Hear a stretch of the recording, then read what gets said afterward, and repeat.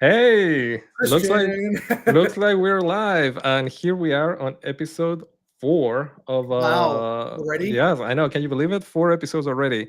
Oh This is boy. Unpacking Live, and we're gonna talk about hunks and horror. So I am Christian from Hunky Tops, your host, owner of Hunky Tops, the queer-owned and Latino-owned T-shirt shop, Hell and yes. joined by my co-host today, Joe Federico, the marketing maven. Joe, how are you doing?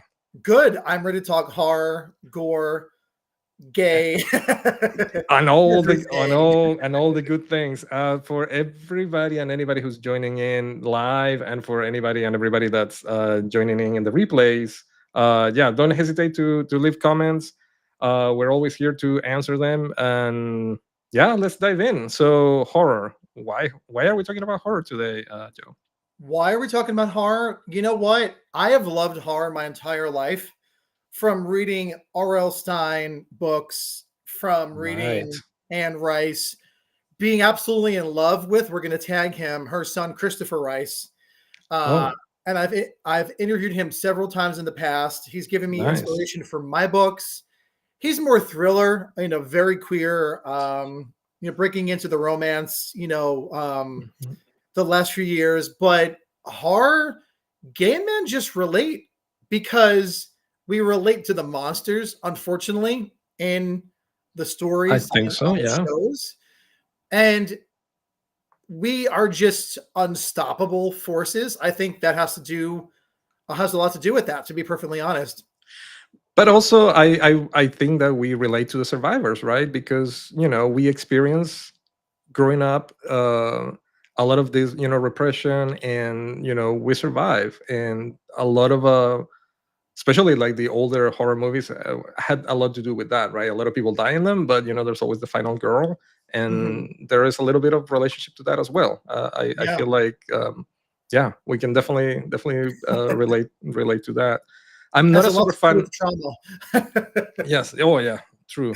which is, I mean, like it is what it is. So, Yeah, it's sad, but it is true. I'm not super fan of horror. I did grow up watching probably the horror staples, I would say.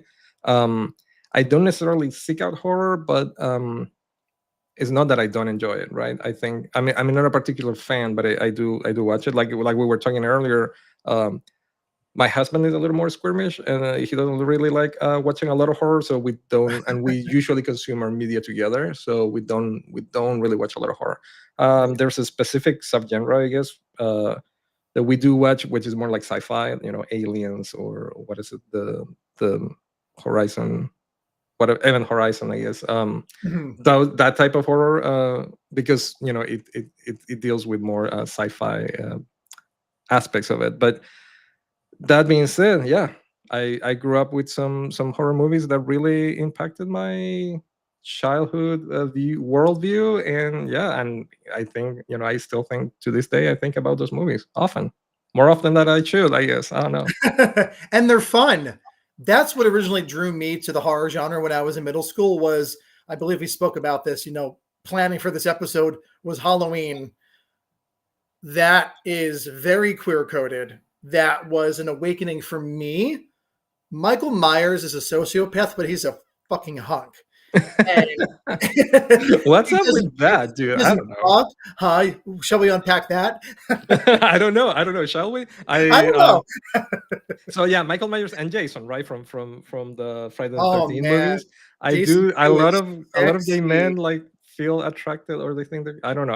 I don't feel like I agree with that, But but that's why we're I here. I That's why kind of we're here. understand it. Yes, yes. Mhm. I gotta say though, of the Halloween series, I've only seen the first one. Jamie Lee Curtis, she's a Oh, goddess. I love her. All original the Scream Queen. Yeah. Mm. Oh, yeah, absolutely. And oh my God, I started saying absolutely. We're not going to keep count today. Oh, we all Um, are. but the Friday the 13th movies, I did watch all of those back in the day, and recently, I don't know, a couple of years ago, I rewatched all of those. Um, at least the initial ones that are more classical, I would say. Sure. um Maybe not that queer coded, but definitely, I don't know, there's a lot of short shorts. All the camp boys have All the the little Oh my tank god. tops and t-shirts and short shorts, and I was like, yeah, I can watch this. This is And the good. happy trails and the socks. Yep, yep. And a lot of them in the 70s and 80s, a lot of those actors actually turned out to be gay, number one, in real life, Mhm, and mhm. they were porn stars. Oh, I didn't know that. That's funny. Unfortunately, they met, they came to the end of their life, I think through AIDS, unfortunately, Through because of the AIDS, time yeah, they were living through. right. But they're, in my opinion, they're scream queens too. Like they I mean, yeah, survived, they may not be final girls all the time, but yeah, right? definitely. And they definitely helped push the, I think, the civil rights movements, but also the LGBT, rights forward by being represented, or by representing us at the time. Um, and When we they, yeah, go ahead. No, I was gonna say that back in the day. I mean, I remember being a child. I wasn't like super aware of a lot of necessarily gay movies. Like, I don't think there were that many, and if they were, I'm thinking of maybe Making Love. Then there were like actual movies with gay stories.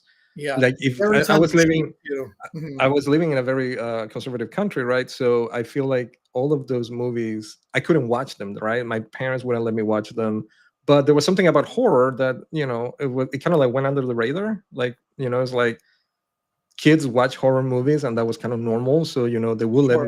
they would allow me to watch, you know, um, Nightmare on Elm Street, which is the one that still to this day, brings back a lot of memories.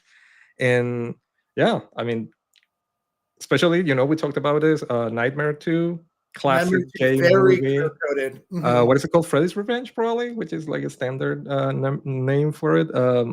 Super, well, not even queer coded, right? It's like is very very gay. Um, Mhm. and I don't know if Inadvertently my parents gay. knew what I was watching, and I don't know if I knew what I was watching either, right? I was very young when that movie came out. Mhm. I don't think I watched it right when, because it came out in like early 80s, right? I was probably less than 10 years old. Sure. So I don't think I watched it right away, right? I was probably a little older when I first watched it, but man, I still to this day I still remember that scene with the coach in the showers. Uh, scary as hell. You could rewind that a few times. I did back in the day, I because mean, even now. well, yeah, for sure, yeah. I haven't seen them in What a is while, but I do. I mean, the thing that I do remember, it was like, what, less than a second maybe, but it was probably the first time that I saw a male body, like, presented in that way, right? So there was a lot of nudity like in other movies, but this was different, right? Like, he gets like, tied up and, hit with the towels, and, Mhm. well, in the end he gets killed, but because he was a bad person, right? But still, yeah, yeah, it was a definite an awakening of sorts. There weren't um very many gay movies, for me, all, as well, growing up. One of the most recent ones, same, and we'll have to tag him in all these clips on social media to get him involved in this conversation. He's a beacon of the community as well, out, proud, gay, definitely a scream queen, with a very high title, in my opinion, well respected. But he was also the villain in Swallowed, came out during COVID. Have you seen that one? I have not seen Swallowed. I remember seeing the title, yeah, yeah. And the posters were very, it was a queer movie, queer horror movie. And I have to watch this, yeah. we're the heroes, we're the villains, I mean, we were everything in that movie, well represented in that movie. So that's another modern gay horror movie that I would highly recommend everyone out there I TV Land watch. I do believe that, today, we are living in an era where we can. I mean, maybe these things will change. I hope not, but I feel like there are a bunch of like explicitly gay horror movies. Mhm, Back in the day, they had to be queer coded. They had to be a little more, under the radar, and, you if you knew, you knew, kind of thing. Uh, mhm. but yeah, Like I Funny hear Brad. about that. There's that. What's it called? Leviathan, I believe. It's kind of like the same concept. I haven't seen it, and for what I Yeah. read in the previews, is kind of like the same concept of this person dealing with inner demons, which it's kind of like a parallel to trying to coming out and all Mhm. of that, which is very similar to the themes that are on Nightmare on Elm Street too, right? So Yes. you know Mark Patton's character, what is it called? Jesse, I believe it was called. Mhm. He's like dealing with this monster that he has inside of him, right? Freddy, that wants to come out. And yeah, it's a very obvious today to me. It's a very clear allegory, or to the whole coming out process. Um, yeah, fantastic movie. Do recommend. I want to watch it again just for the Wow. locker room scene. I know there's a movie that you really liked as a younger queer person. Talk to me about Demon Knight. Demon Knight. Oh my gosh, that was another awakening for me as a teenager after I had seen Halloween and became obsessed with horror, writing and books and movies and comic books and everything, that comes along with that. I went to go see Demon Knight in like the early 90s with my uncle and my cousin. And you hear Demon Knight, you think that's so fucking cool. Number one, right? Number two, I I mean, was yes. afraid.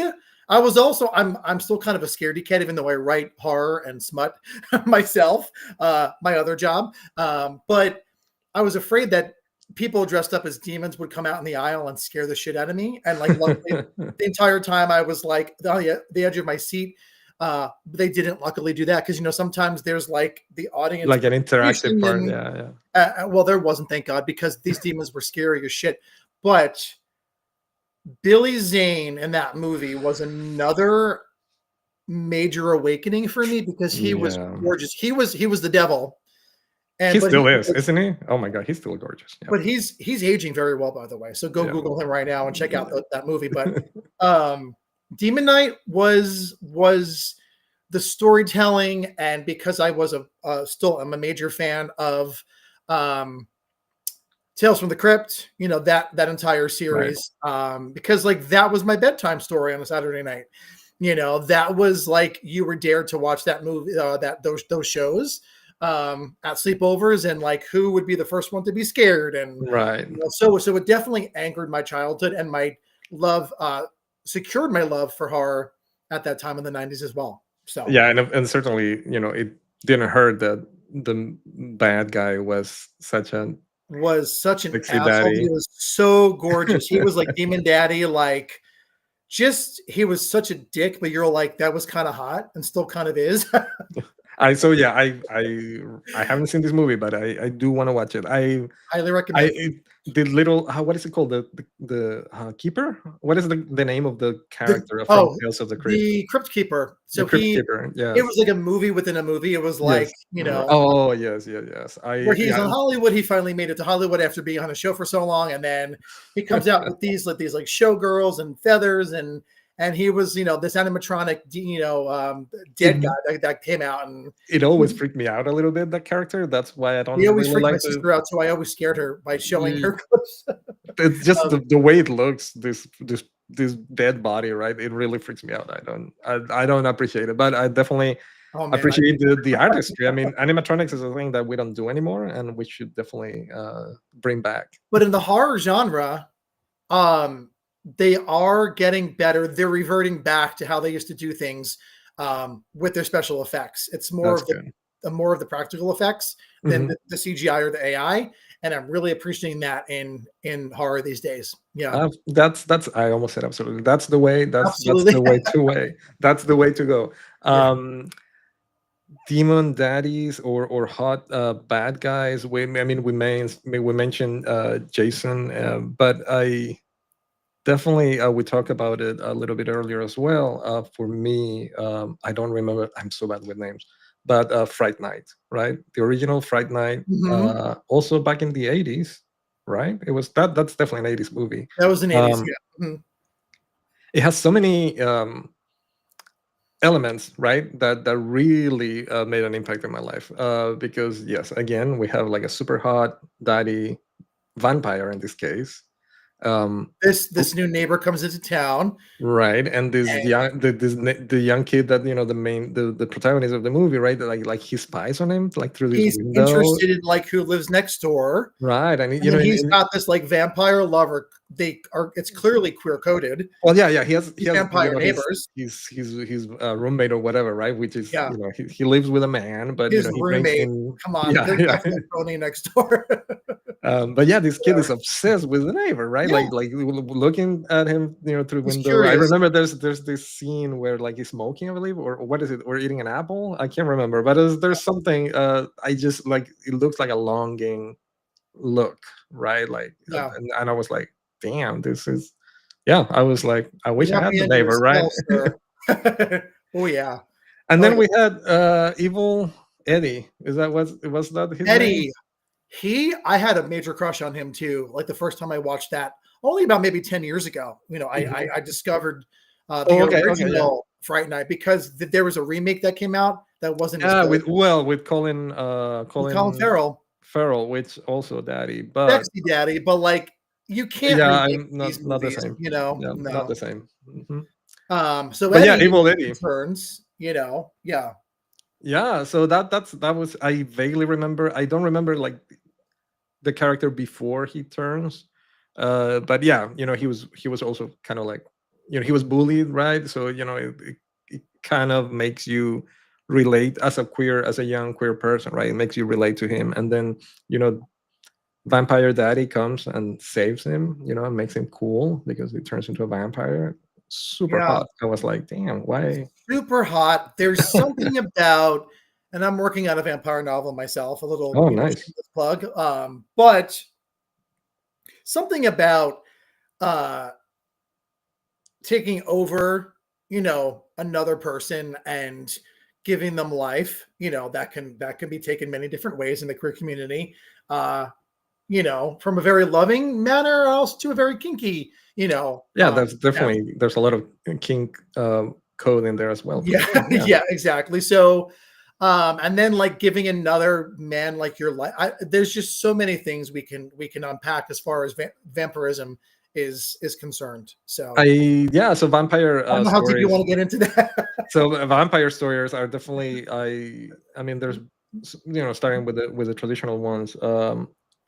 It's always the vampire, after a woman, right? Usually, in Dracula, it's Mhm. Mina that reminds him of his ex lover or whatever, right? It's tragic, but it's always very heterosexual. Sure. But yeah, I was trying to read the book. I couldn't finish it. I got it from my library, but yeah, apparently before Bram Stoker's Dracula, there was Carmilla or Carmille. I don't know how it's pronounced, but Like right basically before that, right? Hmm. is the same story, but actually this vampire is a lady, and it's and visits this child, which is problematic as hell because apparently this vampire is visiting this woman Hmm. ever since she was a child, right? And Yeah. she's been feeding on her like this, like that's the original vampire story, which was queer as hell. Um, but yeah, I mean, after that, Fright Night, super queer. What was the other? Well, Lost Boys in the 80s. I Lost mean, Boys was very queer coded. Oh yeah. we had oh, what was the name? I don't even think that we saw many more movies with him, or maybe we did. I don't remember. But yeah, I mean the big bad vampire was trying to seduce the. I mean, there's a girl. There is a triangle, right? But it was still two edges or two vertices of the There's a triangle girl. We don't really pay attention to her. there's two guys fighting for a girl, but it's always this is about this vampire trying to bring in another guy into the coven, or whatever the vampire group is called. Mhm. Um, really, I mean, and they're all gorgeous, with their piercings and their jackets, The and long it's hair and their just sweaty demon yeah. faces. I mean, I'm pretty sure I saw that one when I was a teenager, and yeah, and the music it was really good. So yeah, really cool movie. Definitely another awakening for me, for sure. And Another again, like awakening. vampires. Oh, and yeah, and speaking of vampires, the other one, of course, Interview with a Vampire. Well, The original 90s one or the television show? Because both Both. are equally noteworthy. Uh-huh. Yeah, so the original 90s one, I do remember watching that. I mean, of course, you said you read the Anne Rice books. I have never read them, but Her prose is so beautiful. I mean, it's not for everyone, but the way she describes the antebellum South and these characters and the love they have for each other, and she just goes on and on and on. And you have to really be in the mood to want to read. And I would mhm. recommend reading her books first and then watching the movie and then the series as well thereafter. Yeah. But the books are definitely queer coded, right? Or are they She gay explicit, outwardly came explicit? forward with that. She knew what she was doing. Okay, She was okay. a big advocate for queer men. That's So yeah. So the movie, I mean, again, it was the 90s. I was a teenager. To me, yeah, I mean, it's always been about Louis and Lestat, right? But to me, the scene that I remember the most is Louis and Armand, played by Antonio Banderas, ooh, who was huge. But yeah, well, he's still huge today. I mean, he's still handsome daddy, but he was big back in the day. with that long black hair and those teeth. Oh yes, and and he was like I hit a spot sophisticated. there, Christian, for you. He was like the knowledge vampire, right? That he had all the experience, and he Yeah, was offering Louis this like different life. And there's this very tense scene, where like, are they gonna kiss? Are they gonna kiss? Right? And they don't. But it was just the tension to me. Is they, like they weren't really allowed to on screen because it was the even if 90s. right. But even if they didn't do it, right, it was still so It was the build up. It was the refreshing, and anticipation. yeah, it was even better than if they actually. I mean, okay, on the other side of that spectrum, we have the current TV show, right? On what is it, on AMC, I believe. It is so much. It is downright queer. It's not coded. Well, I mean, that's that. Yeah, there's no holds bar. It's just completely gay, and with really explicit sex scenes for TV. Is just yeah. I was like, damn, But this they're is good. well done. Even the way in one of the first episodes of season one, the way Lestat penetrates his Louis, neck, yeah, Louis' neck, and the backstory, and there's the setting of New Orleans and this oppression, and the queerness just runs through their veins and their lines so beautifully that you forget that it's like an LGBT show because right. it's just relatable to humankind. Period. Yep, yep. And as they progress, and actually Lestat is bisexual in the show as well because he has all these female lovers, and then Mhm. there's this love triangle, and then there are so many things in which we can unpack there as well. But Yeah, so I haven't seen beautifully season done. 2, but the thing about the show that I really appreciated was I feel like in the movie, and again, I haven't read the books, but I feel like in the movie you root for Louis, and I never really liked Lestat so much. Oh, he's a dick. In this TV show, is like I He is hate such a him, but I hole. He also, is, yeah. it's like I root for him. So like, get your shit together, Lestat. So I don't know. It's But season two, well, actually, I think the next seasons really are going to focus on Lestat as the rock star. Um, Mhm. I do with remember seeing like covers of books about that. Well, Akasha, like there that. was a movie about that too, I think. Um, It wasn't nearly as good because it had the late Aaliyah in it. She was beautifully portraying this Portraying. this Egyptian, Oh, goddess. I did see that then. I do remember that. Yes. She was Maybe it was great the in it, trailer. but the movie fell short in my opinion. It's not really worth the watch. Okay. Um, but I'll they're pass. going to focus on that in the next season of on AMC. So I believe Armand is also in there, right? He's like in the modern times. he really came to the forefront in season two. Okay, yeah, because Um, I remember seeing him at the end of season 1. I was like, well, this is my character. This is my guy. well, because he's levitating with Yep. the journalist, and he's like, "Oh shit!" And then Yep. like that's where the season cut. I just got chills. By the way, the journalist, I find it hot too. Who is he? Oh, he is a silver fox. Yes, He is absolutely. a silver fox. And I'm a Malloy. slut too. So Yeah. what? I didn't hear Um, what you said. his last name is Malloy, and Oh and yes. he's that journalist. Yeah. The younger version of him is also gorgeous. Whoever, I forget the actor's name, but whoever portrayed the younger Malloy in the 70s, and then they wiped his mind, whatever. And then he came back all Right. those years later because he was contacted by Louis to retell his story. Great, great And cast. they have a little thing going on there too, because eventually, Yes. spoiler alert, that Malloy at the end of the last season, he also turns into a vampire. Oh, okay. I don't know that. I do. Well, yeah. I mean, And he wrote his in book, and season it's one, on, yeah. they do have that. Like he's sick, I guess, and he wants to be healed. Um, Man, yeah, I gotta catch up. I gotta watch season two. This You have a is whole weekend. I hope you can just relax this weekend and watch and what? all the Yeah, vampire movies. I know. I gotta watch that Demon Knight though. I'm Demon very Knight is very interested. it's very well done, very 90s, very kitschy. It has Campy, I imagine. Yeah. Jada Pickett Smith is in there, like one of her first roles. Gorgeous. Oh, yes. Um, she's like a I guess she lost was just soul in that. Oh Jada man, Pinkett back then. Yeah. so good. But I do want to bring up, because this is trending, that we talked about Sinners that was released in Right. April. Yeah. So, You watched Sinners. I haven't seen it, but tell me, what is it about? And is it gay?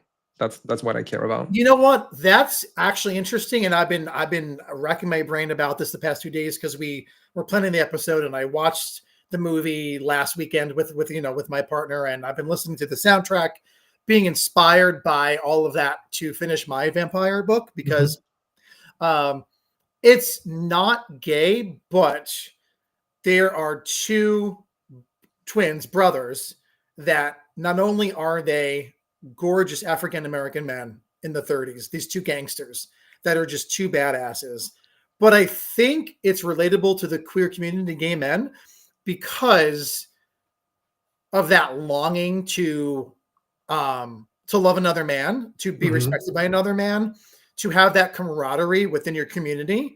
And that's what spoke to me as a gay man, because I didn't grow up with that. I didn't have a lot of male friends. I don't have a lot of gay friends, even to this day. So I long for that friendship, for that camaraderie between, um, in a platonic manner, between Right. another man and Right. myself. So that's what really stood out to me. But beyond that, it was very well done, very cinematic, scary. There's a lot of hoodoo, voodoo, like vampirism, Celtic folklore in there. It was just Set it up for me because amazing. I don't really know what this movie is about. Okay, so it's vampires. There's Yeah, two brothers. What yeah. happens? So Don't spoil it. Just tell me. I don't know, because it's actually In being general. re-released in IMAX. I think this month, Oh, because it okay. has been doing so well, and that's really great for the African American community. So these gentlemen, this is the Jim Crow South in the 30s. So Okay. these people are still in the fields, unfortunately. They're Yeah. sharecroppers, and they want to go to these juke joints where they can Be drink themselves and have and fun and be yeah. themselves and listen to jazz and blues and just whatever. So the narrator at the beginning starts off by saying that there are special people in the world that are musicians, and they're creatives, and these musicians actually ward off evil spirits. And it Mhm. ties in actually this international folklore of vampirism from the Mhm. very beginning. And these brothers come back into town. I believe it's set in Mississippi, and they want to just own land, because that community wasn't really allowed to own land outright.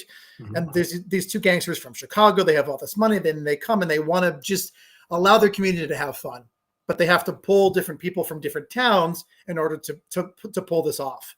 And it was beautifully done. It is historically accurate if you dig deeper into this. Why the community was the way it was and set up with different